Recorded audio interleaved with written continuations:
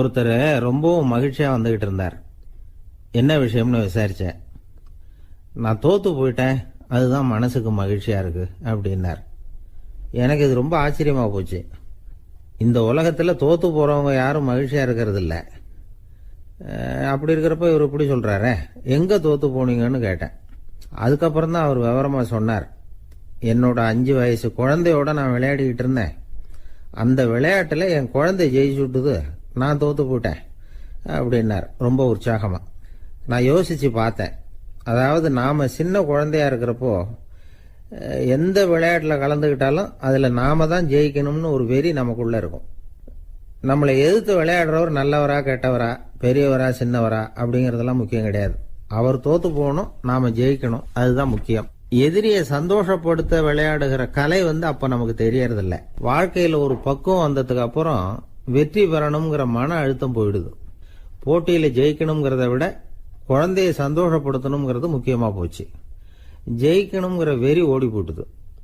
ஒரு குழந்தையா இருந்தப்போ நம்ம வளர்ச்சிக்கு உதவிய வெறி பெரியவனானதுக்கு பிறகு நமக்கு எதிரியா மாறுது. அதை சரியான சமயத்துல நாம புரிஞ்சுக்கிட்டோம்னா போதும், நாம பொழைச்சிக்கலாம். ஒவ்வொரு மனுஷனுமே வாழ்க்கையோட அடுத்த கட்ட வளர்ச்சியில அடி எடுத்து வைக்கிற நேரத்துல தன்கிட்ட இருந்து ஏதோ ஒரு குணத்தை அல்லது தன் குணம் இருந்த ஏதோ ஒரு உறவை நாம இழக்கத்தான் வேண்டி இருக்குது. ஒரு கட்டம் வரைக்கும் உதவியா இருந்த குணம் அடுத்த கட்டத்துக்கு தடையா கூட மாறிடலாம். இந்த பரிமாண மாற்றத்துக்கு உள்ளாகிற ஒவ்வொருத்தரும் பிரத்யட்சமா இதை உணர்றாங்க. ஆனா பல பேர் எப்படின்னா பழச திறந்துட்டு புதிய கொள்கைகளை உருவாக்கிக்கிறதுக்கு இஷ்டம் இல்லாம இருந்துடுறாங்க, அல்லது அப்படி செய்ய முடியாம தவிக்கிறாங்க. இதையெல்லாம் மீறி அந்த பழச திறந்துட்டா அதை இழந்ததால உண்டாகிற மன அழுத்தம் சில காலத்துக்கு வருத்திக்கிட்டு தான் இருக்கும், வேற வழி இல்லை. ஆரோக்கியமான ஒரு முன்னேற்றத்துக்காக அந்த மன அழுத்தத்தை தாங்கிக்கத்தான் வேணும் அப்படிங்கிறாரு அந்த உலக புகழ்பெற்ற மேதை ஒருத்தர், இந்த ஸ்காட் பெக் அப்படிங்கிறவர். பிறந்த நாள் முதல் இதுதான் சரி அப்படின்னு கற்பிக்கப்பட்டு வந்த ஒவ்வொரு தத்துவத்தையும் தங்களுடைய வளர்ச்சிக்கு தகுந்த மாதிரி மாற்றி அர்த்தப்படுத்திக் கொள்ள முடியாமல் வாழ்க்கை சூழல்ல அப்படியே அரைப்பட்டு தூளாகிறவர்கள் தான் ரொம்ப தவிக்கிறாங்களாம். இதுதான் அவருடைய கருத்து. பெரும்பாலும் மனிதர்களுடைய நடுத்தர வயசுல, அதாவது 30 தாண்டுகிற சமயத்துல தான் இந்த தவிப்பு உண்டாவதுதான். இததான் மேற்கத்திய நாடுகள்ல அடிக்கடி மிட் லைஃப் கிரைசிஸ் அப்படின்னு சொல்றாங்க. அப்பப்போ பழசையெல்லாம் தொலைச்சு விட்டு புதுசா பிறக்கிறதுக்கு கத்துக்கணும். ஒவ்வொரு நிமிஷத்தையும் அந்த நிமிஷத்துக்கு ஏற்ற சித்தாந்தம் கொண்டவர்களாக சந்திப்போம் அப்படிங்கிறார் அந்த உளவியல் நிபுணர். இப்படி பழகிக்கிட்டா வாழ்க்கை இன்பமயம், இல்லைன்னா தவிப்பு மயம்தான். பழச தொலைக்க முடியாதவர்கள்ல எத்தனையோ பேர் உண்டு, எத்தனையோ ரகம் உண்டு. அதுல வேடிக்கையான நண்பர்களும் உண்டு. ஒருத்தர் நண்பர் வீட்டுக்கு போனார். அவரு ஏதோ இனிப்பு பலகாரம் கொடுத்து சாப்பிட சொல்லியிருக்கிறாங்க அவங்க வீட்டுல. இவர் சாப்பிட்டு பார்த்துட்டு சொன்னாராம், சார் 6 மாசத்துக்கு முன்னாடி ஒரு தடவை இங்க வந்தேன், அப்போ ஒரு இனிப்பு பலகாரம் கொடுத்தீங்க, அது இதை விட நல்லா இருந்தது சார் அப்படின்னாராம். அப்ப செஞ்ச அதே இனிப்பு பலகாரம் தான் சார் இதுவும் அப்படின்னாராம் அவர். இயேசுநாதர்கிட்ட ஒருத்தர் கேட்டாராம், இயேசுவே என்னை எவ்வளவு நேசிக்கிறீர்கள் அப்படின்னு. அவர் தன்னுடைய 2 கைகளையும் அகல விரித்து இவ்வளவு என்று சொல்லி சிலுவையில் உயிர் நீத்தார் அப்படின்னு சொல்லுவாங்க. அதாவது அந்த நேசிப்புக்கு எல்லை கிடையாது, அதே போல மன்னிப்புக்கும் எல்லை கிடையாது. இது இயேசுநாதர் சொல்லி கொடுத்த ஒரு பாடம். இயேசுனுடைய சீடர்கள்ல ஒருத்தன் பீட்டர், அவன் ஒரு நாள் இயேசுநாதர்கிட்ட கேட்டிருக்கான், இயேசுவே நான் என்னுடைய தம்பி கிட்ட அடிக்கடி சண்டை போட்டுக்கிட்டு இருக்கிறேன், என்னுடைய சகோதரன் கூட, அவனை நான் எத்தனை தடவை மன்னிக்கிறது? ஏற்கனவே 7 தடவை அவனை மன்னிச்சுட்டேன் அப்படின்னு சொல்லியிருக்கிறான். அப்போ இயேசு சொன்னாராம், மன்னிக்கிறதுக்கு எத்தனை தடவைங்கிற கணக்கெல்லாம் கிடையாது. எத்தனை தடவை உன்னுடைய சகோதரன் உன்னை கோபப்படுத்துகிறானோ அத்தனை தடவை நீ மன்னிக்கிறதுக்கும் தயாரா இருக்கணும், அதுதான் அப்படின்னு சொன்னாராம். அப்ப இவனுக்கு ஒன்னும் புரியல, இது என்ன அவன் தப்பு பண்ணிக்கிட்டே இருப்பான், நாம மன்னிச்சுக்கிட்டே இருக்கிறதா அப்படிங்கறது மாதிரி குழப்பமா இருந்திருக்கிறான். அப்போ இயேசுநாதர் தன்னுடைய சீடன் பீட்டர் கிட்ட ஒரு கதை சொன்னாராம். அந்த கதை இன்றைக்கு நாம எல்லாரும் சிந்தித்து பார்க்க வேண்டிய ஒரு கதை. அதாவது மன்னிப்பை விரும்புகிறவர்கள் மன்னிக்கவும் தயாராக இருக்க வேண்டும் அப்படிங்கிறது தான் அந்த கதையினுடைய தத்துவம். அந்த இயேசுநாதர் சொன்ன கதை என்னன்னா, ஒரு மன்னர் இருந்தார். அவர் ஒரு நாள் அரண்மனையில் உட்கார்ந்து கணக்கு வழக்குகள்லாம் பார்த்துக்கிட்டு இருந்தார். நம்ம அரண்மனையிலேருந்து யார் யார் அரசாங்க கடன் வாங்கியிருக்கிறாங்க, யார் யார் திருப்பி செலுத்தி இருக்கிறாங்க அப்படிங்கிற விவரத்தையெல்லாம் பார்த்துக்கிட்டு இருந்தார். அப்போதான் புரிஞ்சுது, அந்த அரண்மனையில் வேலை செய்கிற ஒருத்தனே அரசாங்க கடன் வாங்கியிருக்கிறான். எவ்வளவு? 10,000 பொற்காசுகள் வாங்கியிருக்கான் கடன். இந்த 10,000 பொற்காசுகளை திருப்பி செலுத்தலை அரசாங்கத்துக்கு. இது மன்னர் கவனத்துக்கு வந்தது. உடனே நம்ம அரண்மனையில் இருக்கிறவனே அரசு கடன் வாங்கி திருப்பி செலுத்தாமல் இருக்கான், அவனை கூப்பிட்டு வாங்கன்னு சொல்லி கூப்பிட்டுட்டு வந்தாங்களாம். விசாரிச்சிருக்கிறாங்க, என்னப்பா நீ எவ்வளவு ஒன்று? ஆமாங்க 10,000 பொற்காசுகள் வாங்கியிருக்கிறேன், இன்னும் திருப்பி கட்டலைன்றான். உடனே அவர் மன்னர் சொல்லியிருக்கிறார், நம்ம சட்டத்திட்டப்படி நீ உடனே பணத்தை திருப்பி கட்டிடு. அப்படி உன்னால கட்ட முடியலன்னா உன்னுடைய வீடு வாசல் சொத்து சுகம் எல்லாத்தையும் விற்று அந்த பணத்தை அரசு கருவூலத்தில் சேர்த்துக்கிறதுக்கு நானே ஏற்பாடு பண்ணிடுறேன் அப்படின்னு அந்த மன்னர் சொன்னாராம். இவன் அப்படியே அதிர்ச்சி ஆயிட்டான், அப்படியே பொத்துன்னு காலில் விழுந்தானா. மன்னா என்னை மன்னிச்சுங்க, என்னால் முடியல, எனக்கு மன்னிப்பு கொடுங்க அப்படின்னு இருக்கான். உடனே அவர் எழுந்திரிச்சு, சரி நீ மன்னிப்பு கேட்டுவிட்ட, அதனால உன்னை மன்னிக்கிறேன், நீ பணம் கட்ட வேண்டாம் அப்படின்னு சொல்லி அந்த மன்னர் அவனை விட்டுட்டாராம். பணத்தையும் தள்ளுபடி கொண்டார், நீ திருப்பி கட்ட வேண்டான்னு. இவனுக்கு ரொம்ப மகிழ்ச்சி, அதனால ரொம்ப உல்லாசமா வந்துகிட்டு இருக்கிறான். தெருவில் வந்துகிட்டு இருக்கிறப்ப இவங்கிட்ட கடன் வாங்கின ஒருத்தன் எதுக்கு வந்துகிட்டு இருக்கான். அவன் இவங்கிட்ட ஒரு 100 பொற்காசுகள் கடன் வாங்கியிருக்கான். அவன் வந்தான், இவன் போய் அவன் சாட்டையை பிடிச்சிக்கிட்டான், நீ எப்படா என் கடனை திருப்பி கொடுக்க போறேன்னு. அவன் இப்போ முடியல, கொஞ்சம் பொறுத்துக்கா, அப்புறம் தரேன் இருக்கான். அதெல்லாம் முடியாது, நீ கொடுத்து தான் ஆகணும் அப்படின்னு இவன் புடிவமா சொல்றான். இப்ப நிலைமையை பாருங்க, இவன் ஏற்கனவே 10,000 பொற்காசுகள் அரசாங்கத்துல கடன் வாங்கினா அதுக்கு மன்னிச்சு விட்டுட்டார் இவனை. ஆனா இவன் இன்னொருத்தனை மன்னிக்கிறதுக்கு தயாரா இல்ல. இவங்கிட்ட கடன் வாங்கின இன்னொருத்தன் 10 பொற்காசுகள், அவனை மன்னிக்க தயாரா இல்ல. அவனை கொண்டு போய் நீதிமன்றத்துல கொண்டு போய் நிறுத்தி தண்டனை வாங்கி கொடுத்துட்டான். நீதிபதி என்ன சொன்னாரு, அந்த இவன் வாங்கின பொற்காசுகளை திருப்பி கட்டுற வரைக்கும் ஜெயிலில் இருக்கணுங்கிறது தீர்ப்பு. ஆனா உடனே அரசர் காதுல விழுந்தது. சொல்லிட்டாங்க, உங்ககிட்ட மன்னிப்பு வாங்கிட்டு போனானே ஒருத்தன், அவன் இன்னொருத்தனை மன்னிக்கிறதுக்கு தயாரா இல்லை, அவனை கொண்டு போய் ஜெயிலில் அடைச்சுட்டான் அப்படின்னு. உடனே மன்னர் பார்த்தார், இவனை மறுபடியும் கூப்பிட்டு வர சொன்னார். தபாரப்பா, நான் உன்னை மன்னிச்சு விட்டேன், ஆனா நீ இன்னொருத்தனை மன்னிக்கிறதுக்கு தயாரா இல்லை, அதனால என்னுடைய தீர்ப்பையும் மாத்துறேன், நீயும் அரசு கடன் தீர்ற வரைக்கும் ஜெயிலில் தான் இருக்கணும் அப்படின்னு சொல்லி ஜெயிலுக்கு அனுப்பிச்சுட்டாராம். இப்படி ஒரு கதையை இயேசுநாதர் தன்னுடைய சீடருக்கு சொன்னதாக ஒரு வரலாறு. அது என்ன, அதுல இருந்து நாம புரிந்து கொள்ள வேண்டியதுன்னா, நாம மன்னிக்கப்படணும்னு நாம விரும்புறோம்னா நாம இன்னொருத்தரை மன்னிக்கிறதுக்கு தயாரா இருக்கணும். அதனால நாம இன்னொருத்தரை யாரையும் மன்னிக்க மாட்டோம், ஆனா என்ன இன்னொருத்தர் மன்னிக்கணும் அப்படிங்கறது மாதிரி செய்யக்கூடாதுன்னு சொல்லுவாங்க. அது மாதிரி நாம இப்ப இது தப்பா புரிஞ்சுக்கிறவங்களும் இருக்கிறாங்க. பாவம் மன்னிப்புங்கிறதுலாம் எதுக்குன்னா, அதாவது மறுபடியும் பாவம் செய்யாம இருக்கிறதுக்காக தான்.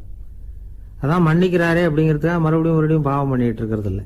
அதான் ஒருத்தர் கேட்டாராம், பாவத்திலிருந்து மன்னிப்பு கிடைக்கணும்னா நீ என்ன செய்யணும் அப்படின்னு கேட்டிருக்காரு. அதுக்கு அவன் சொல்லியிருக்கிறான், நான் முதல்ல பாவம் செய்யணும், அப்போதானே மன்னிப்பு கிடைக்கும் அப்படின்னு நானா. இப்படிப்பட்டவர்கள் தான் இன்னைக்கு உலகத்தில் அதிகமாக இருக்கிறாங்க. அதனால இந்த மன்னிப்பின் மகத்துவம்ங்கிறது இயேசுநாதர்ட்ட இருந்து தான் நாம புரிஞ்சுக்கணும். அந்த இயேசு சொன்ன அந்த மன்னிக்கிற மனோபாவம் இருந்தால் இன்னைக்கு உலகம் பூராவும் அமைதி பூங்காவாக இருக்கும். அதுல ஒன்றும் ஆச்சரியமே இல்லை, அதுல ஒன்றும் சந்தேகமும் இல்லை. அதனால மன்னிக்கிற மனோபாவத்தை நாம எல்லாரும் நமக்குள்ளே வளர்த்து கொள்ள வேண்டும் அப்படிங்கிறது தான் நாம இன்றைக்கு எல்லோரும் சிந்தித்து பார்க்க வேண்டிய ஒரு செய்தி. ஒரு வயசான அம்மா தெரு வழியா போயிட்டு இருந்தாங்க. அவங்க கையில எண்ணத்தையோ வச்சுக்கிட்டு அதை அடிக்கடி பார்த்துக்கிட்டே இருந்தாங்க. ஒருத்தன் மெதுவா அவங்க கிட்ட போய் கையில் இருக்கிறது என்ன அப்படின்னு எட்டி பார்த்தா அவங்க கையில 4 பல்லு இருந்துதான். இவன் ஆச்சரியமா அந்த அம்மாவை பார்த்தான். ஏம்மா, உனக்கு என்ன பைத்தியமா, ஏது இந்த பல்லு, இதை என்னத்துக்காக கையில வச்சுக்கிட்டு அலைஞ்சிக்கிட்டு இருக்கிற அப்படின்னு கேட்டிருக்கான். அதுக்கு அந்த அம்மா விவரம் சொல்ல ஆரம்பிச்சாங்களாம். இதை பாருப்பா, எனக்கு ஒரு மகன் இருந்தான், அவனை ரொம்ப செல்லமா வளர்த்தேன். அவனை தரையிலேயே நடக்க விடுறதில்ல, எப்பவும் தூக்கி வச்சுக்கிட்டு இருப்பேன். அவன் நல்லா பெரியவனாகி பள்ளிக்கூடம் போகிறப்ப கூட அவன் புஸ்தக மூட்டையை நான் தான் சுமந்துக்கிட்டு போவேன். பார்க்குறவங்க கூட கேலி பண்ணுவாங்க, ஏம்மா படிக்க போகிறது நீயா உன் பிள்ளையான்னு கேட்பாங்க. அவன் இன்னைக்கு எவ்வளவோ பெரிய மனுஷன் ஆயிட்டான், வெளிநாட்டில் பெரிய உத்தியோகத்தில் இருக்கான். சமீபத்தில் இங்கே வந்துட்டு போனான். ஒரு நாள் ஏதோ கோபத்தில் என்ன அரைஞ்சுட்டான். அப்போ இந்த 4 பல்லும் கீழே விழுந்துட்டுது. இன்னமும் கூட விழுந்திருக்கும், ஆனால் பல்லு தான் இல்லை. என் புள்ள அரைஞ்சதுனால விழுந்த பல்லு இல்லையா அது, அதனால இதை எப்பவும் என் கையிலேயே வச்சுக்கிட்டு ஆசையோடு பார்த்துக்கிட்டு இருக்கிறேன். அவன் தான் வெளிநாட்டுக்கு போட்டான், அவனை பார்க்க முடியாத ஏக்கத்தை நான் இந்த பல்லை பார்த்து போக்கிக்கிறேன் அப்படின்னு நாங்களாம் அந்த அம்மா. இந்த கதை எதுக்காகன்னா தாய் அன்பு அப்படிங்கிறது எப்படிப்பட்டதுங்கிறத புரிஞ்சுக்கிறதுக்காக. கல்யாணம் ஆனதுக்கு அப்புறம் தாயை மறந்து விடுறவங்க எத்தனை பேர் இந்த உலகத்தில்? அவங்க காதில் வேணுங்கிறதுக்காக தான் இந்த தகவல். ஆனால் ஒரு விஷயம் மட்டும் நல்லா புரிஞ்சுக்கணும். தாயை மதிக்க தெரிஞ்சவங்க தான் இன்றைக்கி வாழ்க்கையில் எல்லா விதத்துலேயும் முன்னுக்கு வந்திருக்கிறாங்க. வேணும்னா விசாரித்து பார்த்துக்குங்க. இன்னொரு அம்மா இருந்தாங்க. அவங்க தினமும் ஒரு கோயிலுக்கு வருவாங்க. சாமியை பார்த்து, கடவுளே நான் இறந்து போனால் நரகத்துக்கு போகணும் அப்படின்னு வேண்டிக்குவாங்களாம். எல்லாரும் சொர்க்கத்துக்கு போகணும்னு தானே கடவுள்கிட்ட வேண்டிக்குவாங்க. இந்த அம்மா தினம் நான் நரகத்துக்கு போகணும் அப்படின்னு வேண்டிக்கிறாங்க. அங்கேருந்து அர்ச்சகருக்கு இது சந்தேகம். ஒரு நாள் அதை நேரடியாகவே அவங்கக்கிட்ட கேட்டுவிட்டார். அதுக்கு அந்த அம்மா பதில் சொன்னாங்களாம், ஐயா, எனக்கு கல்யாணம் ஆகி ரொம்ப நாள் வரைக்கும் குழந்தை பாக்கியம் இல்லாமல் இருந்தது. கோயில் குளம் எல்லாம் சுற்றி வந்தேன். ரொம்ப நாள் கழித்து ஒரு குழந்தை பிறந்தது, ஆண் குழந்தை. அவனை நான் ரொம்ப செல்லம் கொடுத்து வளர்த்தேன். அதோட விளைவு என்ன ஆச்சுன்னா, அவன் ரொம்ப மோசமாக ஆயிட்டான். கெட்ட பழக்க வழக்கம்லாம் கற்றுக்கிட்டான். அவன் இறந்து போனால் நிச்சயம் அவனுக்கு நரகம்தான் கிடைக்கும். அந்த அளவுக்கு கெட்டவன் அவன். அப்படிப்பட்ட காரியங்கள்லாம் பண்ணிகிட்ருக்கான், எனக்கு தெரியும். இவனுக்காக நரகத்தில் கூட யாரும் தயவு காட்ட மாட்டாங்க, தாட்சண்யம் காட்ட மாட்டாங்க.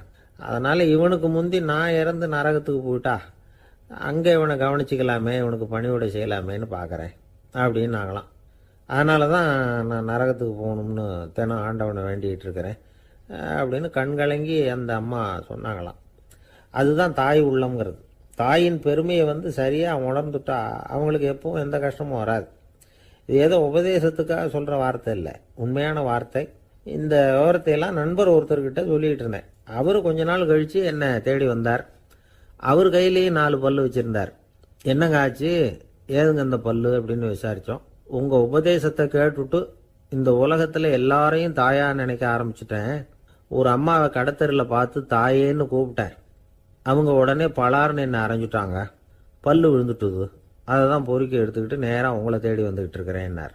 தாயேன்னு தானே கூப்பிட்டீங்க, அதுக்கு ஏன் அரைஞ்சாங்க அப்படின்னு கேட்டோம். நான் தாயேன்னு கூப்பிட்டது அவங்க காதில் நாயேன்னு விழுந்துட்டு தான், அதுதான் இப்படி ஆயிட்டுது அப்படின்னார். ஊருக்கு வெளியில் அமைதியான ஒரு இடம், அங்கே ஒரு ஆசிரமம், அங்கே ஒரு சாமியார். அவர் தினமும் நல்ல போதனைகள்லாம் செய்வார். பல பேர் போய் அங்கேயே சில நாள் தங்கி இருந்து அவர் சொல்கிற அறிவுரைகளை எல்லாம் கேட்டுக்கிட்டு வர்றது வழக்கம். ஒரு தடவை அவரை பார்த்துட்டு போகிறதுக்காக 3 வெளியூர் தம்பதிகள் வந்தாங்களாம். அந்த மடத்திலேயே சாப்பிட்டுக்கிட்டு தங்கி இருந்து அவங்களுடைய போதனைகளை கேட்டுக்கிட்டு போகணுங்கிறது அவங்க நோக்கம். காலையில் குளிச்சுட்டு பூஜையில் உட்காந்தார் அந்த சுவாமி. இவங்களும் குளிச்சுட்டு அந்த பூஜையை பார்க்கறதுக்காக அவர் முன்னாடி உட்காந்தாங்க. பூஜை ஆரம்பமாச்சு. சம்பிரதாயப்படி அது ரொம்ப நேரம் நடந்துக்கிட்டே இருக்குது. இவங்களுக்கு நல்ல பசி இருந்தாலும் இந்த நேரத்தில் அதை எப்படி வெளியில் காட்டிக்கிறது? பேசாமல் இருந்தாங்க. அந்த சுவாமி பூஜையை முடித்தார். அதுக்கப்புறம் பேச ஆரம்பித்தார். பேச்சு அருமையாக தான் இருந்தது, அமிர்தமாக தான் இருந்தது. இருந்தாலும் இவங்களுக்கு இருக்கிற வயிற்று பசி அது சரியாக கவனிக்க விடலை. அந்த சுவாமியே இதை கவனிச்சதா தெரியல. இவங்களுக்கு மனசுக்குள்ள ஒரு எண்ணம், உள்ள சாப்பாடு தயாராகிட்டு இருக்கும் போல இருக்கு. இந்த பேச்சு முடிஞ்சது நம்மளை உள்ளே அழைச்சிட்டு போய் சாப்பாடு போடுவாங்கன்னு நினைக்கிறோம் அப்படின்னு இவங்களாம் நினச்சிக்கிட்டாங்க. ஆனால் சுவாமி இதை பற்றி எதுவுமே பேசலை, கண்டுக்கலை. ஒரு அம்மாவால் அதுக்கு மேலே சும்மா இருக்க முடியுமா? முடியல. சாப்பாட்டை கவனிக்கலாமா அப்படின்னு சொல்லி மெதுவாக ஆரம்பித்தாங்க. ஓ, கவனிக்கலாமே அப்படின்னு உள்ளே அழைச்சிட்டு போனார் சுவாமி. இவங்க ரொம்ப அவசரமாக எழுந்திருச்சு உள்ளே ஓடினாங்க. அங்கே ஒரு மேஜை மேலே ஒரு கிண்ணம் மூடி இருந்தது. ஓ, இதுதான் சாப்பாட்டு மேஜை போல இருக்கு, இங்கே சாப்பாடு வந்துடும் அப்படின்னு நினச்சாங்க. உடனே போய் சுற்றி உட்காந்துக்கிட்டாங்க. சுவாமி அந்த கிண்ணத்தை எடுத்து அந்த அம்மா கிட்ட கொடுத்தார். அவங்க அதை வாங்கி மூடியை திறந்து பார்க்குறாங்க. உள்ளே ஒரு சாவி இருக்குது. ஓ, சரிதான், இது சமையலறை சாவி போல இருக்கு. அங்கே போய் அதை திறந்து சாப்பாட்டை நாமே எடுத்துக்கிட்டு இங்கே வச்சுக்கிட்டு சாப்பிடணும் போல இருக்கு அப்படின்னு நினச்சாங்க. சாவி இருக்கு இல்லையா, வாங்க பூட்டு நிறையா காட்டுறேன் அப்படின்னு சுவாமி அவங்கள அழைச்சிட்டு போனார், காட்டினார். இவங்க அந்த அறையை ரொம்ப ஆவலோடு திறந்தாங்க. உள்ளே பார்த்தா அங்கே அரிசி, பருப்பு, விதவிதமான காய்கறி எல்லாம் இருக்குது. சமையலுக்கு வேண்டிய மிளகாய், எண்ணெய், பால், தயிர், நெய் இப்படி எல்லாமே இருக்குது. அடுப்பு, விறகு, நெருப்பு போட்டி அது கூட அங்கே இருக்குது. சாப்பாடு தயாராக இருக்கும்னு நினச்சிக்கிட்டு போனால் இப்படி இருக்குதே அப்படின்னு சொல்லி அதை பார்த்ததும் ரொம்ப சோர்ந்து போட்டாங்க அவங்க. சுவாமி, என்ன இது சாப்பாடு இல்லையா அப்படின்னாங்க. அதுதான் சாப்பாட்டுக்கு வேண்டிய எல்லாம் இங்கே இருக்குதே. அடுப்பு மூட்டி நீங்கள் தான் அவங்கவுங்க ருசிக்கு தகுந்த மாதிரி சமைச்சிக்கணும். இந்த சன்னியாசிக்கு எப்படி சமைக்க தெரியும் அப்படின்னு கேட்டார் சுவாமி. சாப்பாடு தயாராக இருக்கும்னு நாங்கள் எதிர்பார்த்தோம் அப்படின்னாங்க. நீங்கள் இப்படி சொல்லுவீங்கன்னு நானும் எதிர்பார்த்தேன். இது வரைக்கும் நான் எவ்வளவோ தத்துவம்லாம் எடுத்து சொன்னேன். எல்லாத்தையும் விட இதுதான் அனுபவபூர்வமான தத்துவம். ஆண்டவன் நமக்கு நல்ல மனசை கொடுத்துருக்கிறான், நல்ல வாய்ப்புகளையும் தந்திருக்கிறான், அதையெல்லாம் பயன்படுத்திக்கக்கூடிய மூளையையும் சிந்தனையையும் கொடுத்துருக்குறான். அதனால் அடுப்பை தான் நீங்கள் மூட்டணும், அடுப்பை நீங்கள் தான் மூட்டணும், உங்களுக்கு உகந்ததை நீங்கள் தான் சமைச்சு ருசித்து அனுபவிக்கணும். ஆண்டவனே அதை செஞ்சுக்கிட்டு இருக்க மாட்டான் அப்படின்னாராம் அந்த சுவாமி. நம்முடைய வாழ்க்கையில் பல நல்ல பலன்களை பெறறதுக்கு நாம் தான் முயற்சி பண்ணணும். அதுக்குரிய சூழ்நிலையைத்தான் ஆண்டவன் கொடுப்பானே தவிர அதை விளக்கறதுக்காக தான் அந்த சுவாமி அப்படி செஞ்சு காட்டியிருக்கிறார். இது ஒரு பெரியவர் இப்படி ஒரு விளக்கம் கொடுத்தார். அதுக்கப்புறம் அந்த 3 தம்பதிகளும் தெளிவடைஞ்சுட்டாங்களாம். நாம் தெளிவடைகிறது எப்போங்கிறது தான் தெரியல அப்படின்னு பல பேர் இதை கேட்டுட்டு சொல்லிட்டு இருக்கிறாங்க. இந்த கதையை நம்முடைய நண்பர் ஒருத்தர்கிட்ட சொன்னேன். அந்த நண்பர் ரொம்ப சந்தோஷப்பட்டார். நீங்கள் சொல்கிறது கரெக்டு சார், ஆனால் நான் அதை விட ஒரு படி மேலே சார். எனக்கெல்லாம் அரிசி பருப்பு இருக்கிற ரூம் எதுன்னு கையை காட்டிட்டா போதும், உடனே கிண்ணத்துலேருந்து சாவியை எடுத்து கொடுக்கணுங்கிற அவசியம்லாம் இல்லை எனக்கு. அப்புறம் எப்படி ரூமை திறந்துருவீங்க அப்படின்னு கேட்டேன். பூட்டை உடைச்சி திறந்துருவேன், அதுதான் எனக்கு பழக்கம் அப்படிங்கிறார். உலகத்தில் எது எதுக்கோ ஆராய்ச்சி கூடங்கள் இருக்குதுல்ல, அது மாதிரி தூக்கத்தை பற்றி ஆராய்ச்சி பண்ணுறதுக்கு ஒரு ஆராய்ச்சி கூடம் இருக்குது. அப்படி ஆராய்ச்சி பண்ணணும்னா அதுக்கு மூழ்கிக்கிட்டு இருக்கணும்ல. அதனால தான் அந்த ஆராய்ச்சி கூடம் இங்கே இல்லை, அமெரிக்காவில் பாஸ்டன் பல்கலைக்கழக மருத்துவமனையில் அது இருக்குது. அங்கே தூக்கத்தை பற்றி பலவிதமான ஆராய்ச்சிகள் பண்ணிகிட்டு இருக்கிறாங்க. அந்த ஆராய்ச்சி கூடத்தில் இயக்குனராக இருக்கிற ஒரு நிபுணர், அவர் என்ன சொல்கிறார் தெரியுமா? உங்களுக்கு தூக்கம் வரலையா, நீங்கள் நல்லா தூங்குறதுக்கு தாராளமாக சில யோசனைகளை என்னால் சொல்ல முடியும் அப்படிங்கிறார்.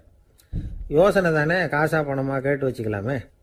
உணவு, மனநிலை, தூங்கும் இடத்தோட சூழ்நிலை, படுக்கைக்கு செல்றப்போ உள்ள பழக்க வழக்கங்கள், இது காரணமாக ஒருத்தருக்கு தூக்கம் வராமல் போகலாம். தூக்கம் வராததுக்கு இதுதான் காரணம்னா அதையெல்லாம் சுலபமாக கட்டுப்படுத்தலாங்கிறார் அவர். தூக்கத்தை வரவழைக்கக்கூடிய ஒரு நல்ல மருந்து உடற்பயிற்சி. ஆனால் ஒன்று, படுக்க போகிற நேரத்தில் இது மாதிரி உடற்பயிற்சிகள் எல்லாம் செய்யக்கூடாது. கொஞ்சம் முன்னாடி பகல்லையே இந்த பயிற்சிகளை செய்கிறது நல்லது. தூக்கம் வராமல் அவதிப்படுறவங்க பிற்பகல் நேரங்களில் காஃபி, டீ இது மாதிரி பானங்களை சாப்பிடக்கூடாது. மது அருந்துறது கூட தூக்கத்தை பாதிக்கும்.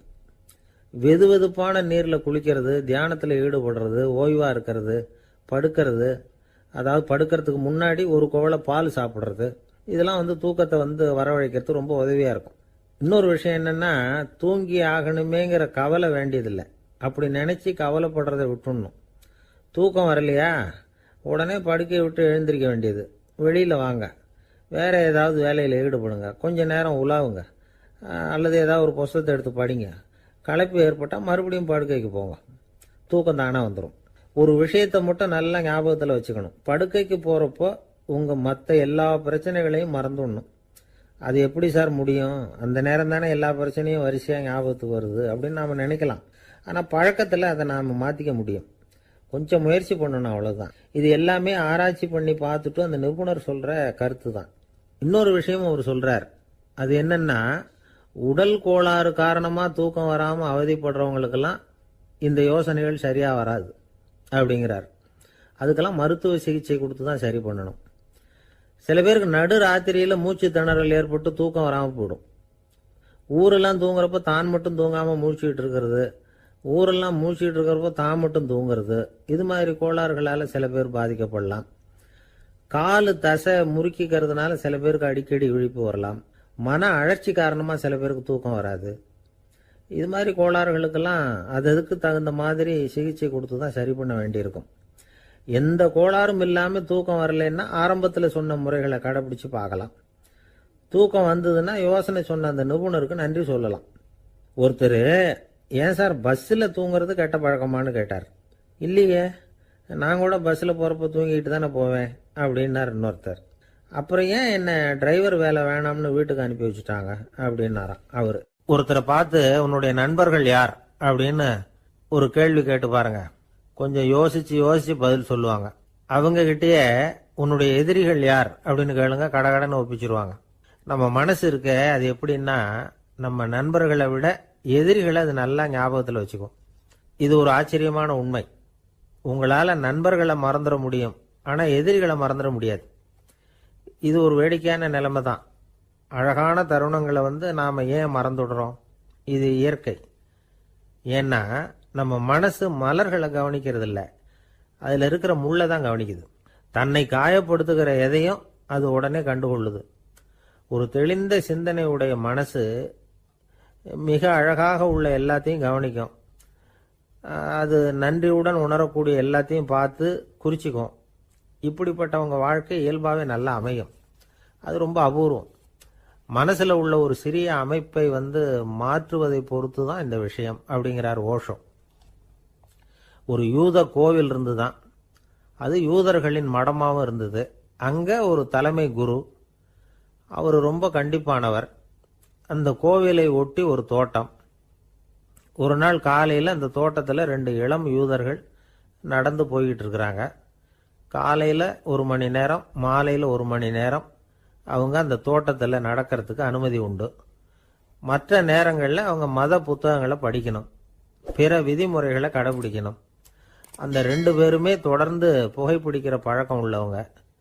ஆனால் கோவில் மடத்தில் இருக்கிறப்போ அவங்க புகைப்பிடிக்க முடியாது, அது கடுமையான குற்றம். சரி, நாம் தோட்டத்தில் இருக்கிறப்போவாவது புகைப்பிடிக்கலாமா அப்படின்னு ஒரு ஆசை அவங்க 2 பேருக்குமே. இருந்தாலும் பயம். இப்படி கேட்டால் மதகுரு என்ன சொல்லுவாரோ அல்லது என்ன செய்வாரோங்கிற பயம். இப்படியே கொஞ்ச நாள் ஆச்சு. ஒரு நாள் இந்த 2 பேரில் ஒருத்தன் ரொம்ப கலங்கி போய் அந்த கோவிலிருந்து வெளியில் வந்துக்கிட்டு இருந்தான். வந்தவன் நேராக தோட்டத்து பக்கம் போனான். அங்கே இன்னொருத்தன் ஆனந்தமாக புகை பிடிச்சிக்கிட்டு இருக்கிறான். அதை பார்த்து தான் இவனுக்கு அதிர்ச்சி. அட கடவுளே, என்ன இது, நீ கேட்காமலே ஆரம்பிச்சிட்டியா அப்படின்னா. இல்லை இல்லை, நான் கேட்டுட்டு தான் ஆரம்பிச்சிருக்கேன்னா அவன்.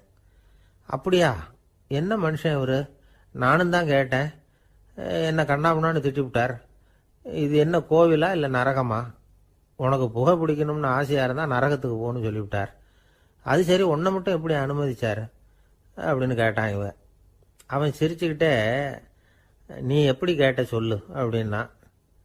நாம் இந்த தோட்டத்துக்கு வர அனுமதிக்கப்பட்டிருக்கிறதே ஜபத்துக்காகத்தானே, அதனால் நான் ஜபம் சொல்லும் பொழுது புகை பிடிக்கலாமா அப்படின்னு கேட்டேன். அதுக்கு தான் அவர் சத்தம் போட்டு என்னை அடிக்கவே வந்துட்டார் அப்படின்னா இவன். நீ ஒரு மாதிரியாக கேட்டிருக்க, நான் வேற மாதிரியாக கேட்டிருக்கிறேன். ஜெபம் சொல்லும்போது புகை பிடிக்கலாமான்னு நீ கேட்டிருக்க. ஐயா, புகை பிடிக்கும் பொழுது ஜபிக்கலாமா அப்படின்னு நான் கேட்டேன். அதில் தப்பு ஒன்றும் இல்லை அப்படின்னு பதில் சொல்லிட்டார் அப்படின்னா. ஒரு சிறிய மாற்றம்தான் அது மிகப்பெரிய மாறுதலை ஏற்படுத்தி விட்டது. மனசு நல்ல விதமாக சிந்திக்க ஆரம்பிச்சுட்டுதுன்னா மகிழ்ச்சிக்கு பஞ்சம் இல்லை. ஒரு கஞ்சன் ஆற்றுல விழுந்துட்டான். வெள்ளத்தில் தத்தளிச்சுக்கிட்டு இருக்கிறான். கரையில் நின்ன ஒருத்தர், உன் கையை கொண்டா இப்படி பிடிச்சி இழுத்து கரையில் சேர்த்து விடுறேன்னார். எதையும் கொடுத்து பழக்கம் இல்லாத அவன் கையையும் கொடுக்க மாட்டேன்னுட்டான். இவர் பார்த்தார், உன் கையை கொடுன்னு சொல்றதுக்கு பதிலாக நான் என் கையை கொடுக்குறேன் பிடிச்சிக்கோ அப்படின்னார். அவன் கப்புன்னு பிடிச்சிக்கிட்டான், இழுத்து கரையில் போட்டார். என்ன சார், உங்கள் பையன் என்ன செஞ்சுக்கிட்டு இருக்கிறான் இப்போ அப்படின்னு கேட்டார் ஒருத்தர். அடிக்கடி கண்ணாடி முன்னாடி நின்று அழகு பார்த்துக்கிட்டு இருக்கிறான் சார் அப்படின்னாரு அப்பா. இளம் பருவம் இப்படி தான் இருக்கும், அதையெல்லாம் சாதாரணமாக நினச்சிடாதீங்க அப்படின்னாரு அவரு. என்ன சார் சொல்கிறீங்க, கண்ணாடி முன்னாடி நின்றுக்கிட்டு நேரத்தை வீணாக்கிக்கிட்டு இருக்கான், அதை ஒரு பெரிய விஷயமா நான் நினைக்கணுமா அப்படின்னாரு இவர். இளம் பருவத்தில் இளைஞர்களுக்கும் சின்ன பொண்ணுங்களுக்கும் அடிக்கடி கண்ணாடியில் பார்க்கணும்னு தோணும். அது வெறுமனே அழகு பார்க்கறது மட்டும் இல்லை, அவங்க தங்களையே தேடி கண்டுபிடிக்கிற ஒரு முயற்சி அது. இது ஒரு மனோதத்துவ விளைவு. இது வரைக்கும் சின்ன பிள்ளையா இருந்துட்டோம், இனிமேல் நாமளும் மற்றவங்க மாதிரி மனிதர்கள் தான் அப்படிங்கிற உணர்வு அவங்களுக்கு வருது. தங்களோட முகம் எப்படி இருக்குது, அழகு எப்படி இருக்கு, உடம்பு நேரம் எப்படி இருக்கு, முடி எப்படி இருக்கு அப்படிங்கறதையெல்லாம் கண்டுபிடிக்கிறாங்க. அதுக்கப்புறம் இன்னொரு ஆணோ பொண்ணோ தன்னை கவனிக்கணும் அப்படின்னு நினைக்கிறாங்க. இதெல்லாம் மனோதத்துவ உண்மைகள், இதெல்லாம் இயற்கை. இதை பார்த்துட்டு பெற்றவங்க பிள்ளைங்க கெட்டு போட்டாங்க அப்படின்னு நினைக்கக்கூடாது, அவங்கள திட்டிக்கிட்டே இருக்கக்கூடாது. இன்னைக்கு பல குடும்பங்கள்ல இதுதான் நடந்துகிட்டு இருக்குது. மனுஷ வாழ்க்கையிலேயே இப்படியும் இல்லாத அப்படியும் இல்லாத ஒரு பருவம் இளம் பருவம். 13லேருந்து 19 வயசுக்கு உட்பட்ட ஆண்கள் பெண்கள் இந்த வகையை சேர்ந்தவங்க, டீனேஜ் குரூப். இவங்களை சின்னவங்கன்னு நினைச்சிட முடியாது, பெரியவங்கன்னு நினைச்சிட முடியாது. இவங்க ரொம்ப சென்சிட்டிவ். சமூகம் நினைச்சா இவங்களை நல்லவங்களாகவும் ஆக்கலாம், கெட்டவங்களாகவும் ஆக்கலாம். கொஞ்சம் அக்கறை எடுத்துக்கிட்டா பெரிய பெரிய மேதைகளையும் விஞ்ஞானிகளையும் உருவாக்கலாம். ஆனால் நடக்கிறது என்ன தெரியுமா, அநேகமாக இவங்களை யாருமே சரியாக புரிஞ்சுக்கிறது இல்லை, இவங்களை சரியாக நடத்துறதும் இல்லை. இது வரைக்கும் நாம் சொல்கிறத கேட்டுக்கிட்டு இருந்தான், இப்பெல்லாம் அவன் இஷ்டத்துக்கு நடக்க ஆரம்பிச்சுட்டான் அப்படின்னு வருத்தப்படுற பெற்றோர்கள் அதிகம். இது வருத்தப்படுற விஷயம் இல்லை, சந்தோஷப்பட வேண்டிய விஷயம். உங்கள் புள்ள சொந்தமாக யோசிக்க ஆரம்பிக்கிறதும் நடந்துக்க ஆரம்பிக்கிறதும் ஒரு தப்பான விஷயமா? அவன் கடைசி வரைக்கும் உங்கள் பேச்சையே கேட்டுக்கிட்டு இருக்கணுங்கிறது என்ன நியாயம்? இன்னைக்கு இளைஞர்களை பெரியவங்க தப்பாக புரிஞ்சுக்கிட்டு தவறாக நடத்துறதுனால தான் அவங்களுக்கு வெறுப்பு, எரிச்சல், மனக்கசப்பு எல்லாம் உண்டாகுது. பெற்றவங்க சரியாக மதிக்கிறது இல்லை அப்படிங்கிற ஒரே காரணத்தினாலேயே வீணா போகிற பிள்ளைங்க இன்னைக்கு அதிகம். சரி, பெற்றவங்களுக்கு இன்னைக்கு என்னதான் புத்தி சொல்ல வர்றீங்க அப்படின்னு கேட்குறீங்களா? நாம எதையும் சொல்ல வரல. ஆனால் அது சம்பந்தமான சில நிபுணர்கள் சொல்லியிருக்கிறத உங்கள் காதில் போட்டு வைக்கலாம். அது என்னன்னா, பிள்ளைங்க கிட்ட அன்பு செலுத்துங்க. குழந்தையா இருந்தப்போ எவ்வளவு பாசமாக இருந்தீங்க, வளர வளர அதை ஏன் குறைச்சிக்கிறீங்க? பெற்றவங்களின் அன்பான வார்த்தைகளுக்கு ஏங்குறவங்க தான் இன்றைய இளைஞர்கள். அவங்க எதை சொன்னாலும் அதை அக்கறையாக காது கொடுத்து கேளுங்க, அலட்சியப்படுத்தாதீங்க. அவங்க விரும்புறது உங்ககிட்ட இருந்து ஒரு மதிப்பு, மரியாதை, அங்கீகாரம், இவ்வளவுதான். அவங்க அவங்களாவே முடிவுகள் எடுக்கட்டும், அதுக்கு நீங்கள் உதவியா இருங்க, அது போதும். மற்றவங்க முன்னாடி, முக்கியமாக அவங்க நண்பர்கள் முன்னாடி அவங்கள பற்றி மட்டமாக பேசாதீங்க. அவங்க கிட்ட பொய் சொல்லக்கூடாது. நீங்கள் சொன்னது பொய்ன்னு தெரிஞ்சு போச்சுன்னா உங்கள் பேரில் அவங்களுக்கு இருக்கிற மதிப்பு போயிடும், நம்பிக்கை போயிடும். அவங்களுக்கு முன்னாடி நீங்கள் சண்டை போடக்கூடாது. உங்கள் பிள்ளைய எப்பவும் இன்னொரு பிள்ளையோட ஒப்பிட்டு பேசுகிற வேலையே வேணாம். கூட பிறந்த மற்றவங்களோட கூட ஒப்பிடக்கூடாது. இப்படி செஞ்சால் அவன் உங்ககிட்டையும் பிரியமாக இருக்க மாட்டான், அவங்ககிட்டையும் பிரியமாக இருக்க மாட்டான். புள்ள எங்கே போகிறான், என்ன பண்ணுறான் அப்படின்னுலாம் துப்பறிஞ்சிக்கிட்டு இருக்கக்கூடாது. இளைஞர்கள் தனிமையை விரும்புகிறவங்க. அவங்கள பெட்டியில் வச்சு மூடி பாதுகாக்கணும்னு நினைக்கக்கூடாது. அவங்கள எப்படி பாதுகாக்கிறது அப்படிங்கிறது அவங்களுக்கே தெரியும். உங்கள் புள்ள எப்படி நடந்துக்கணும்னு நீங்கள் எதிர்பார்க்குறீங்களோ அது மாதிரி நீங்கள் நடந்து காட்டுங்க, அது போதும். ஒரு வீட்டில் அப்பாவும் அம்மாவும் பேசிகிட்டு இருக்கிறாங்க. என்னங்க, நம்ம பொண்ணு பெரியவளாயிட்டா, அடிக்கடி கண்ணாடி முன்னாடி போய் நின்றுக்கிட்டு இருக்கிறா, சீக்கிரமாக ஒரு பையனை பார்த்து கல்யாணத்தை முடிக்காமல் இப்படி மசன்னு கல் மாதிரி உட்காந்துருக்குறீங்களே அப்படின்னு சத்தம் போட்டாங்க. அந்த அம்மா, அவசரப்படாத, பார்க்கறதுக்கு கண்ணுக்கு அழகா லட்சணமா புத்திசாலியா ஒரு பையன் கிடைக்க வேணாமா, அதுதான் பார்த்துக்கிட்டு இருக்கிறேன் அப்படின்னாரு அப்பா. இதுக்கு அந்த அம்மா சொல்றாங்க, எங்க அப்பா இப்படியெல்லாம் நினைச்சுக்கிட்டு இருந்திருந்தா எனக்கு கல்யாணமே ஆயிருக்காது தெரியுமா அப்படின்னாங்களாம். 1816 வருஷம் செப்டம்பர் மாதம் 11ஆம் தேதி பிரான்ஸ் தேசத்தில் உள்ள ஒரு மருத்துவமனை. அங்கே ஒரு இளம் டாக்டர் கொஞ்ச நாளைக்கு முன்னாடி தான் அந்த ஆஸ்பத்திரியில் புதுசாக வேலைக்கு சேர்ந்துருக்கிறார். அவர் பேர் ரெனே லெனக். அவர் அன்னைக்கு காலையில் அந்த மருத்துவமனையில் அப்படியே ரவுண்ட்ஸ் வந்துக்கிட்டு இருக்கிறார். வார்டில் ஒரு படுக்கையில் ஒரு இளம் பெண் படுத்திருக்கிறா. அந்த பொண்ணுக்கு இருதய நோயாக இருக்கலாம்ங்கிறது மற்ற டாக்டர்கள் சந்தேகம். அந்த காலத்துல எல்லாம் ஒருத்தருடைய இருதய துடிப்பை தெரிஞ்சுக்கணும்னா நோயாளியின் மார்பில் டாக்டர் காதை வச்சு பார்த்து தான் தெரிஞ்சுக்கிறது வழக்கம். ஆனால் இந்த பெண்ணும் இளம் பெண், அந்த டாக்டரும் புதுசாக சேர்ந்துருக்கிறவர். அதனால் பரிசோதனை பண்ண தயங்கினார். கொஞ்ச நேரம் யோசனை பண்ணார். திடீர்னு ஒரு ஞாபகம் வந்தது அவருக்கு. அதாவது அன்னைக்கு விடியற் காலையில் தோட்டத்தில் அப்படி வாக்கிங் போயிட்டு இருந்தப்போ சின்ன பசங்கள்லாம் ஒரு மரக்கட்டையை வச்சு விளையாடிட்டு இருந்தாங்களாம். அதை இவர் பார்த்துருக்கிறார். அது என்ன விளையாட்டுனா, ஒரு நீளமான மரப்பலகை, அதில் ஒரு முனையில் ஒரு பையன் தன்னுடைய காதை வச்சுக்கிட்டு இருக்கிறான், மறுமுனையில் இன்னொரு பையன் அந்த மரப்பலகையை ஒரு ஆணியால் கீறிக்கிட்டு இருக்கிறான். ஒரு முனையில் ஆணியால் கீறும் பொழுது மறுமுனையில் காதை வச்சிருக்கிற பையனுக்கு அந்த சத்தம் துல்லியமாக கேட்குது. அந்த டாக்டருக்கு காலையில் பார்த்த இந்த விளையாட்டு ஞாபகத்துக்கு வந்துட்டுது. உடனே என்ன பண்ணார் தெரியுமா? ஒரு நீளமான காகிதத்தை எடுத்தார். அதை அப்படியே உருளை மாதிரி உருட்டினார். ஒரு முனையை அந்த நோயாளியின் மார்பில் இடது பக்கம் வச்சார், இன்னொரு முனையில் தன்னுடைய காதை வச்சார். என்ன ஆச்சரியம்! நோயாளியின் மார்பில் நேரடியாக காதை வச்சு கேட்கறத விட துல்லியமாக கேட்டுது இதய துடிப்பு. இதய துடிப்பு மட்டும் இல்லை, மூச்சு இழுத்து விடுறது, திரவ பொருள்களின் அசைவு, எல்லா சத்தமும் தெளிவாக கேட்குது. கிரேக்க மொழியில் ஸ்டெத்தாஸ் அப்படின்னா மார்பு, ஸ்கோப்பின் அப்படின்னா பார்ப்பதுன்னு அர்த்தம். அதனால டாக்டர் ரெனே லெனக் தான் கண்டுபிடிச்ச கருவிக்கு ஸ்டெத்தஸ்கோப் அப்படின்னு பேர் வச்சார். அவரே முதல் மாடலையும் செஞ்சார். அளவு ரொம்ப பெருசாக இருந்தது, சுலபமாக எடுத்துகிட்டு போகிறது கஷ்டம், அது அவ்வளவு கஷ்டமாக இருந்தது அது. அதனால் அவரே அதை அப்புறம் 2 பிரிவாக தயார் பண்ணார். இது 2 துண்டையும் டாக்டர் தன்னோட கோட்டு பாக்கெட்டில் வச்சுக்கலாம், தேவைப்படுறப்ப எடுத்து ஒன்றா சேர்த்துக்கலாம். இப்படி தான் அவர் ஆரம்பத்தில் பண்ணார். தன்னுடைய இந்த கண்டுபிடிப்பை பற்றி அவர் ஒரு புத்தகம் எழுதினார். நிறைய விற்றுது, புகழும் பணமும் சேர்ந்தது. பணமும் புகழும் சேர்ந்தது மாதிரியே அவருக்கு ஒரு நோயும் சேர்ந்தது. அது என்ன நோயின்னு கண்டுபிடிக்கிறதுக்கும் அவர் கண்டுபிடிச்ச கருவி தான் உபயோகப்பட்டு தான். அவரே அதை கண்டுபிடிச்சார். அவருக்கு வந்திருந்தது காச நோய். 1826 வருஷம் ஆகஸ்ட் மாதம் 13ஆம் தேதி உலகத்தின் முதல் ஸ்டெதஸ்கோப்பை கண்டுபிடிச்ச டாக்டர் ரெனே லெனக் காலமானார். அவர் சாகிறதுக்கு முன்னாடி மரத்தால் செஞ்சு வச்சிருந்த ஸ்டெதஸ்கோப்பை தனக்கு வேண்டியப்பட்ட ஒரு டாக்டர்கிட்ட கொடுத்து, என்னுடைய சொத்துக்கள்லேயே ரொம்ப வசந்தது அப்படின்னு சொன்னாராம். அதுக்கப்புறம் 3 வெள்ளைக்காரங்க சேர்ந்து இந்த கருவியில் சில மாற்றங்களை பண்ணாங்க. ஆனால் 1829 லண்டனில் டாக்டர் நிக்கோலஸுங்கிறவர் ஒரு காதால் இதய துடிப்பை கேட்கறத விட டாக்டர் 2 காதாலையும் கேட்கறது தான் சரியா இருக்கும் அப்படின்னு ஒரு கருத்தை வெளியிட்டார். அதுக்கப்புறம் ரொம்ப காலம் கழிச்சு 1852 ஜார்ஜ் காமான் அப்படிங்கிறவர் ரப்பர் டியூப்களை உபயோகப்படுத்தி 2 காதாலையும் கேட்கற மாதிரி ஒரு புதிய வடிவத்தை அதுக்கு கொடுத்தார்.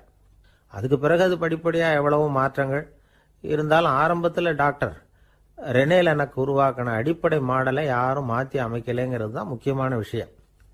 நமக்கு தெரிஞ்ச ஒரு ஆஸ்பத்திரி, அதில் ஒரு நோயாளி, காலை நேரத்தில் நர்ஸு அந்த பக்கமாக போயிட்டு இருந்தாங்க. அதை பார்த்துட்டு ஒரு நர்ஸுன்னு கத்துறார். நர்ஸு அவசரமாக ஓடி வந்து என்ன விஷயம்னு கேட்டாங்க. சிஸ்டர், இங்கே பாருங்க, உங்கள் டாக்டரை என் நெஞ்சில் ஒரு காதை வச்சு கேட்டுக்கிட்டு இருக்கிறார் அப்படின்னார் நோயாளி. சிஸ்டர் பதட்டப்படாம, அதனால என்ன, இந்த டாக்டர் பழமையான விஷயங்கள்ல ரொம்ப நம்பிக்கை உள்ளவர், அதனால ஸ்டெதாஸ்கோப்பை உபயோகப்படுத்தாம காதை வச்சு கேட்கிறார், அது ஒன்றும் தப்பு இல்லை அப்படின்னாங்களாம். ஐயோ, அதுக்காக இல்லை சிஸ்டர், இவர் என் நெஞ்சு மேல தலையை வச்சது நேற்று ராத்திரி 9 மணி, இப்போ விடிஞ்சு போச்சு, இன்னமும் தலையை எடுக்கவே இல்லை, அதுக்காக தான் சந்தேகப்பட்டு உங்களை கூப்பிடுறேன் அப்படின்னாராம். அரேபிய நாடு, அங்க ஒரு ஆட்சி தலைவர், அரேபிய நாட்டு ஆட்சி பொறுப்பை ஏத்துக்கிட்டவர். அவர் வந்து ஆட்சி பொறுப்பை ஏத்துக்கிட்ட பிறகு ஒரு நாள் ஒரு தெருவில் நடந்து போய்கிட்டு இருந்தார். அவர் தோளில் ஒரு பெரிய துணி மூட்டை, அதை சுமந்துக்கிட்டு கடத்தெருவை நோக்கி அவர் போய்கிட்டு இருக்கிறார். வழியில் அவரை சந்திச்சார் உமர். அவர் கேட்டார், கலீஃபா அவர்களே, எங்க புறப்பட்டுட்டீங்க அப்படின்னு கேட்டார். கலீஃபான்னா ஆட்சி தலைவர்னு அர்த்தம். இதுக்கு அவர் சொன்னார், நான் வந்து துணி வணிகம் செய்யறவன், அதனால துணி வியாபாரம் செய்யறதுக்காக போயிட்டு இருக்கிறேன்னார். நீங்க இப்போ இந்த நாட்டுக்கு ஆட்சி தலைவர், ஆட்சி பொறுப்புல இருக்கிறீங்க, நீங்க வியாபாரம் செய்ய போட்டா அரசு பணிகளை செய்யறது யாரு அப்படின்னு கேட்டார் அவர்.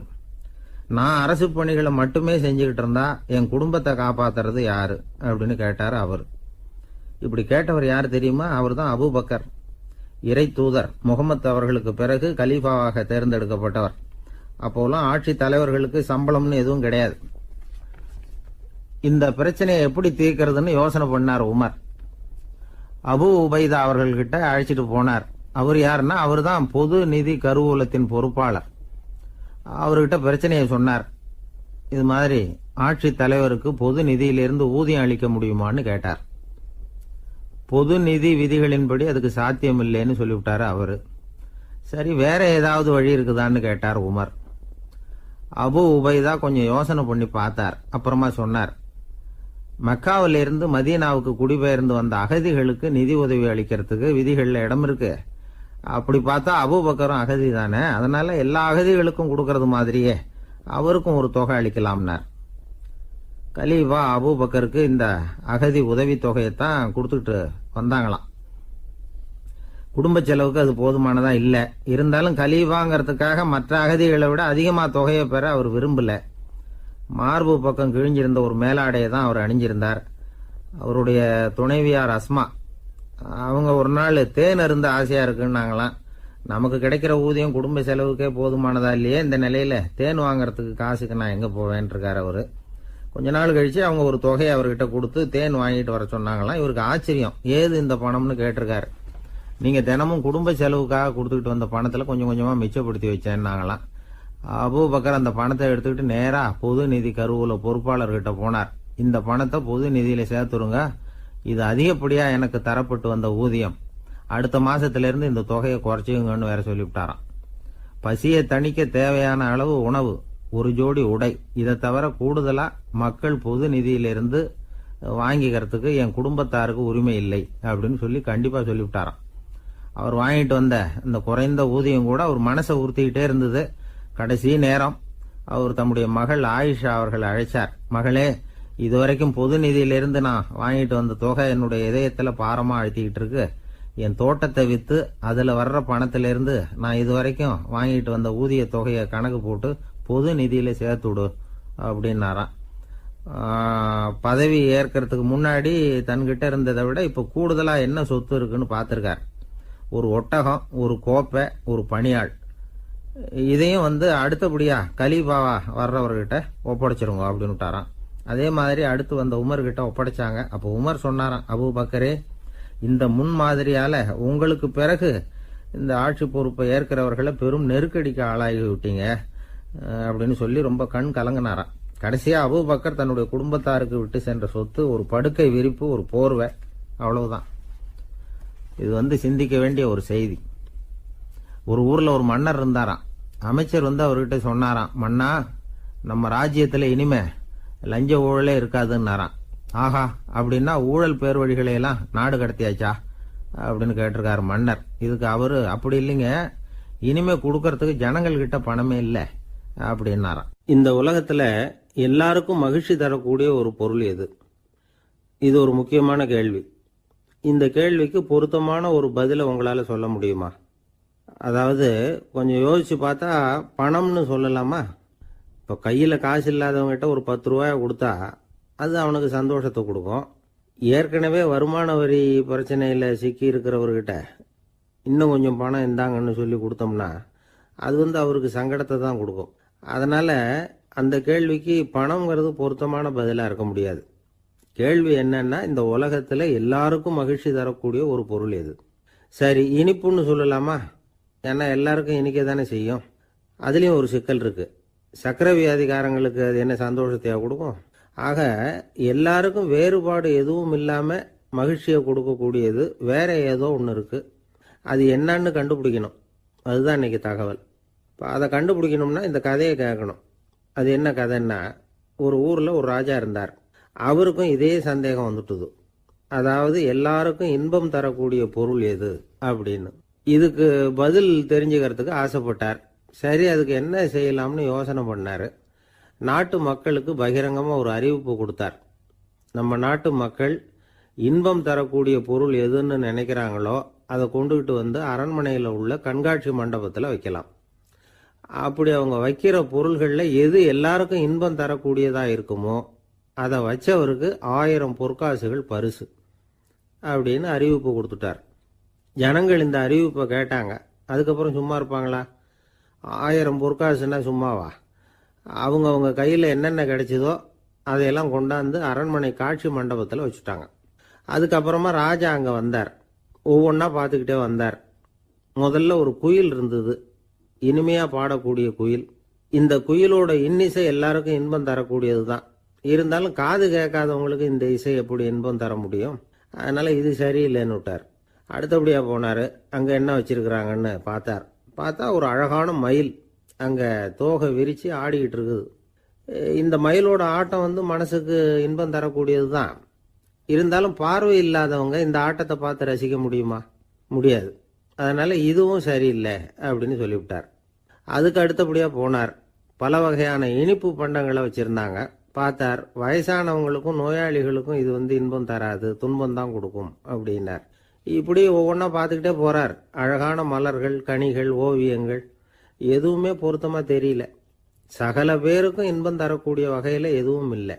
கடைசியாக வந்தார். அங்கே ஒரு களிமண் பொம்மை இருந்தது. அது என்ன பொம்மை தெரியுமா? பசியால் வாடி இருக்கிற ஒருத்தருக்கு ஒரு அம்மா இனிமையாக பேசிக்கிட்டு சோறு போடுறது மாதிரி அந்த பொம்மையை செஞ்சுருந்தாங்க. அதுக்கு கீழே அன்பு அப்படின்னு எழுதியிருந்ததுதான். ராஜா பளிச்சுன்னு ஒரு முடிவுக்கு வந்தார். அந்த பொம்மையை செஞ்ச சிற்பியை வரவழைச்சார், பரிசு கொடுத்தார். அன்பு ஒன்று தான் எல்லாருக்கும் இன்பம் அளிக்கக்கூடிய பொருள். காது கேட்காதவங்களும் அதை கேட்க முடியும், பார்வை இல்லாதவங்களும் அதை பார்க்க முடியும், குழந்தைகளும் அதை உணர முடியும் அப்படின்னு அதுக்கு விளக்கம் கொடுத்தார் அந்த மன்னர். இந்த உலகத்தில் எல்லாருக்கும் மகிழ்ச்சி தரக்கூடிய ஒரு பொருள் அன்பு தான். அதை புரிஞ்சுக்கிட்டு தான் சில கணவன்மார்கள் மனைவி பேரில் ரொம்ப அன்பை காட்டிக்கிறது வழக்கம். ஒரு வீட்டு வாசப்படி பக்கமாக மழைக்கு ஒதுங்கினார் ஒருத்தர். மழை தூரிக்கிட்டு இருந்தது, இருட்டு நேரம். அந்த வீட்டில் இருந்தவர், இன்னைக்கு ராத்திரி வேணும்னா இங்கேயே தங்கிட்டு காலையில் போங்க அப்படின்னார். உடனே இவர் சொன்னார், ரொம்ப நன்றிங்க, ஒரு 10 நிமிஷத்தில் இதை வந்துடுறேன் அப்படின்னு சொல்லிவிட்டு எங்கேயோ ஓடினார். 10 நிமிஷம் கழித்து திரும்பி வந்தார். ஆமாம், எங்கே போயிட்டு வந்தீங்கன்னு கேட்டார் வீட்டில் இருந்தவர். நேராக எங்கள் வீட்டுக்கு போய் மனைவி கிட்ட இன்னைக்கு ராத்திரி இங்கேயே தங்கிக்கிறேன்னு சொல்லிவிட்டு வந்துட்டேன் அப்படின்னார் அவர். அன்புல இது ஒரு ரகம். ஆசைப்படுறதுல தப்பு இல்லை, ஆனால் அந்த ஆசை தேவைக்கு தகுந்த மாதிரி இருக்கணும். தேவைக்கு மீறிய ஆசைகள் இருக்கு பாருங்க, அது தேவையில்லை. இந்த கருத்தை வலியுறுத்தது மாதிரி ஒரு கதை உண்டு. தேவேந்திரனுக்கு திடீர்னு வீடு கட்டணும்னு ஒரு ஆசை வந்துதான். வீடுன்னா நாம கட்டுற மாதிரி இல்லை. தேவேந்திரன் வீடுன்னா சும்மாவா, ஒரு பிரம்மாண்டமான அரண்மனை கட்டணும். அது மாதிரி இந்த 3 லோகத்திலேயும் ஒரு அரண்மனை கிடையாது அப்படின்னு எல்லாரும் சொல்லணும். இது அவனோட ஆசை. உடனே தேவ தச்சரான விஸ்வகர்மாவை கூப்பிட்டான், உத்தரவு போட்டான். விஸ்வகர்மா தன்னுடைய உதவியாளர்களை எல்லாம் கூப்பிட்டு ஒன்னா சேர்த்துக்கிட்டார். படாத பாடுபட்டு ஒரு பெரிய அரண்மனையை கட்டி முடிச்சார். கட்டி முடிக்க 1000 வருஷம் ஆச்சு.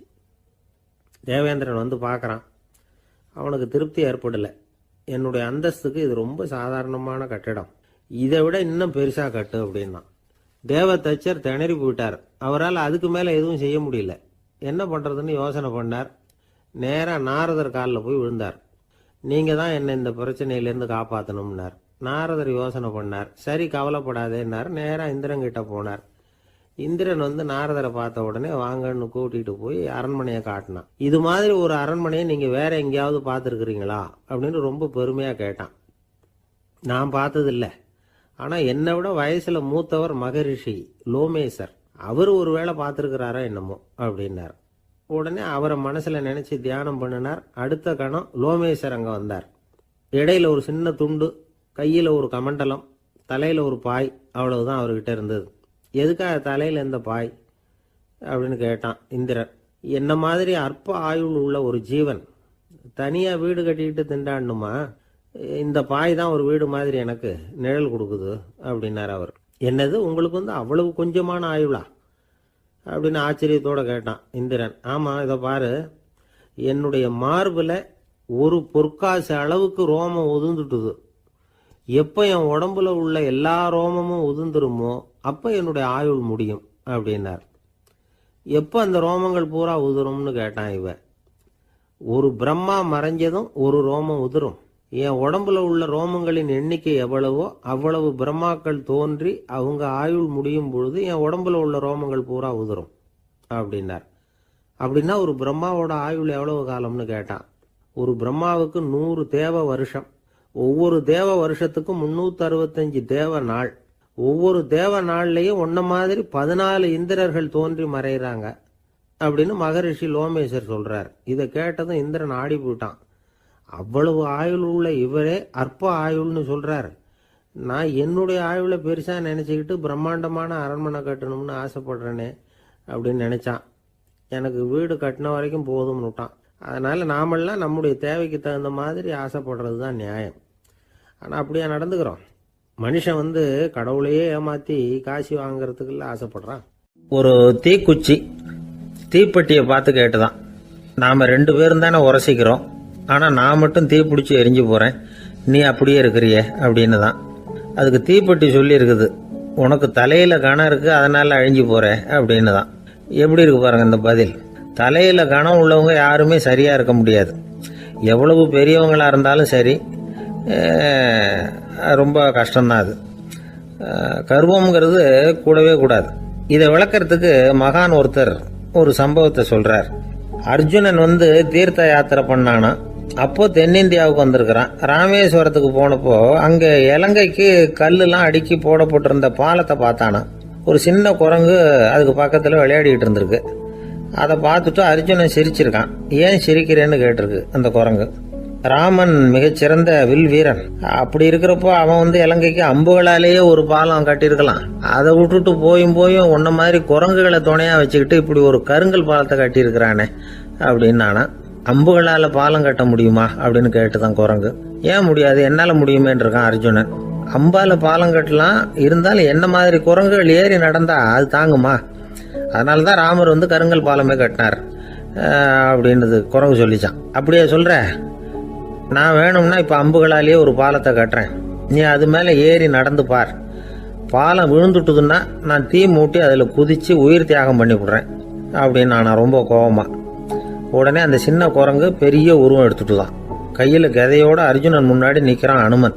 பார்த்தா, என்னுடைய தலைவர் ராமரையா இழிவா பேசுற, நீ இப்போ பாலம் கட்டு, நான் என்னுடைய பலத்தை காட்டுறேன் அப்படின்னு அனுமன். அர்ஜுனன் தன்னுடைய காண்டிபத்தை எடுக்கிறான், சரமாரியா அம்புகளை விடுறான். அதெல்லாம் ஒன்னோட ஒன்று கோத்துக்கிட்டு அப்படியே பாலம் மாதிரி நிற்கிது. அர்ஜுனன் தலை நிமிர்ந்து நின்னான். அனுமன் உயர கிளம்பி அங்கேருந்து பாலத்தில் பொத்துன்னு இறங்கினான். பாலம் அப்படியே நொறுங்கி போச்சு தூள் தூளா. என்ன அர்ஜுனா, இப்போ என்ன செய்ய போற அப்படின்னு நான் ஏளனமா. அர்ஜுனன் தலையை தொங்க போட்டுக்கிட்டான். சொன்னபடி தீ மூட்டி அதில் குதிக்கிறதுக்காக 3 தடவை சுற்றி வந்தான். அப்போ கிருஷ்ணர் அங்கே வந்தார். என்ன அர்ஜுனா, என்ன நடக்குது, என்ன இது அப்படின்னு ஒன்றும் தெரியாத மாதிரி கேட்டார். அர்ஜுனன் வாயை திறக்கிறதுக்கு முன்னாடி அனுமன் வாயை திறந்தான், நடந்ததை சொன்னான். அர்ஜுனன் சவால் விட்டபடி உயிர் திறந்தே ஆகணும்னா அனுமன். கிருஷ்ணர் யோசனை பண்ணார். நல்லது, இந்த சவால் விட்டதுக்கும் நடந்ததுக்கும் யார் சாட்சி? பெரியவர் ஒருத்தரை சாட்சியாக வச்சுக்கிட்டல்லவா நீங்கள் இந்த போட்டியை நடத்தியிருக்கணும் அப்படின்னார். அதனால் என்ன, இப்போ மறுபடியும் அந்த போட்டியை நடத்திவிட்டா போச்சு, என்னால் அந்த அம்பு பாலத்தை நொறுக்க முடியாதா அப்படின்னு அனுமன். சரி, இப்போ மறுபடியும் அது நடக்கட்டும்னார் கிருஷ்ணர். அர்ஜுனன் அம்பு பாலம் அமைச்சான். அனுமன் ஏறி குதிச்சான். பாலம் அசைஞ்சு கொடுக்கவே இல்லை, அவ்வளோ உறுதியாக இருக்கு. இப்போ அனுமன் தலையை குனிஞ்சுக்கிட்டான். அர்ஜுனன் நன்றியோட நிமிர்ந்து பார்த்தான். கிருஷ்ணருடைய தோள்கள்லேயும் முதுகள்லேயும் ரத்தம். என்ன சுவாமி, என்ன நடந்ததுன்னு நான் பதறி போய், உன் அம்பு பாலத்தை நான் தான் முட்டு கொடுத்து தாங்கிட்டு இருந்தேன். அனுமன் குதிச்சப்போ என் மேலே ஏற்பட்ட காயங்கள் இவை. பின்ன உன்னுடைய அம்பு பாலத்தினாலேயா பாலம் நின்னுதுன்னு நினைக்கிற அப்படின்னாரான். முதல்ல அர்ஜுனன், அப்புறம் அனுமன் 2 பேருக்குமே கர்வ பங்கம் ஆயிட்டு தான். அதாவது அவங்க கிட்ட இருந்த கர்வம் போயிட்டுது. யாரா இருந்தாலும் கர்வம் கூடாதுங்கிறத இதுல இருந்து நாம புரிஞ்சுக்கணும். இந்த காலத்துல நாமெல்லாம் எந்த விஷயத்துக்கெல்லாம் கர்வப்பட்டுக்கிட்டு இருக்கோம் தெரியுமா? 2 பெண்கள் தங்களுடைய கணவன்மார்களை பத்தி ரொம்ப பெருமையா பேசிக்கிட்டாங்களாம். அதுல ஒரு அம்மா சொல்லியிருக்கு, என் வீட்டுக்காரர்கிட்ட எந்த சப்ஜெக்ட் கொடுத்தாலும் சரி, அந்த விஷயத்தை பத்தி அழகா 1 மணி நேரம் பேசுவார் அப்படின்னாங்களாம்.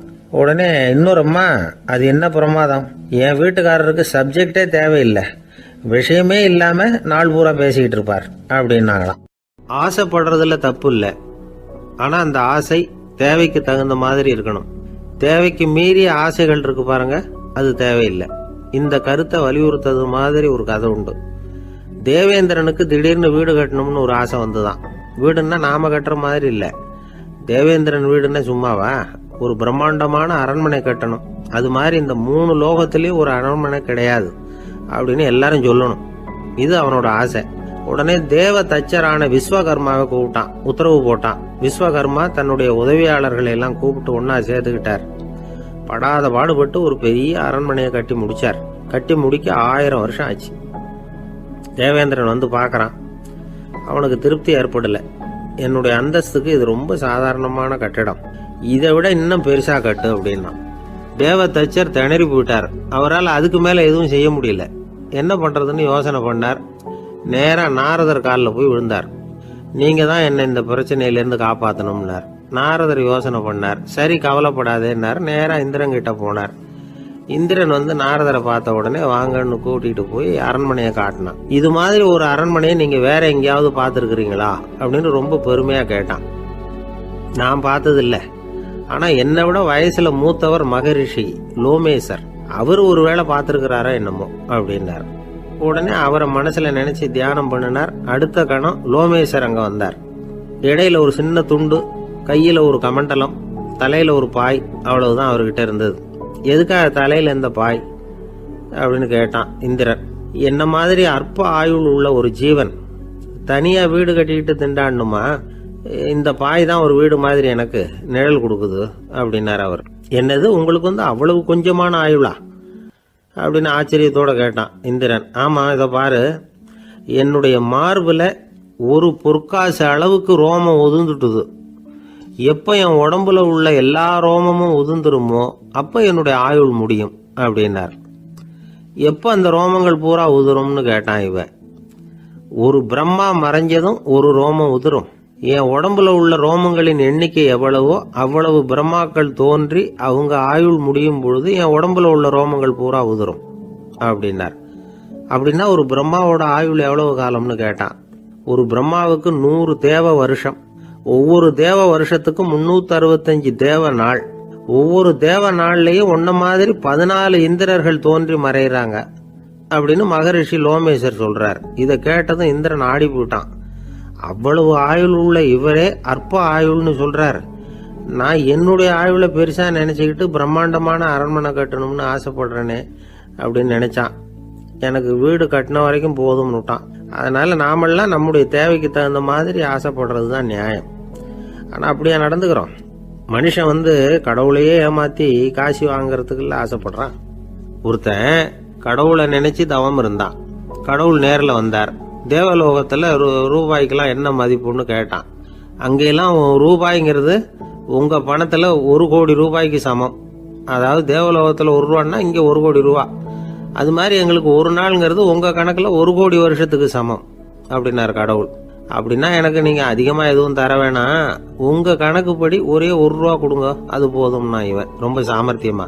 கடவுள் யோசனை பண்ணார். அது ஒன்றும் கஷ்டம் இல்லை, 1 ரூபா தானே கேட்கற கொடுத்துட்றேன். ஆனா இப்போ வரும்பொழுது நான் எடுத்துக்கிட்டு வரல, எங்க கணக்குப்படியே 1 நாள் பொறுத்துக்க பணத்தோட வந்துடுறேன் அப்படின்னு சொல்லிவிட்டு பறந்து போயிட்டார்.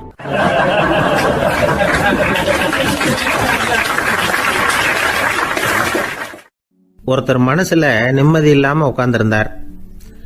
என்ன சார் விஷயம் அப்படின்னு விசாரிச்சேன். அகலக்கால் வச்சுட்டேன், அதுதான் அவதிப்படுறேன்னார். விவரமா சொல்லுங்கன்னு. வீடு கட்டணும்னு ஆரம்பிச்சேன், வேலை பாதியிலேயே நிக்குது, கையில பணம் இல்லை அப்படின்னார். இது மாதிரி ஆசாமிகள் பல பேரை நீங்க பார்த்துருக்கலாம்.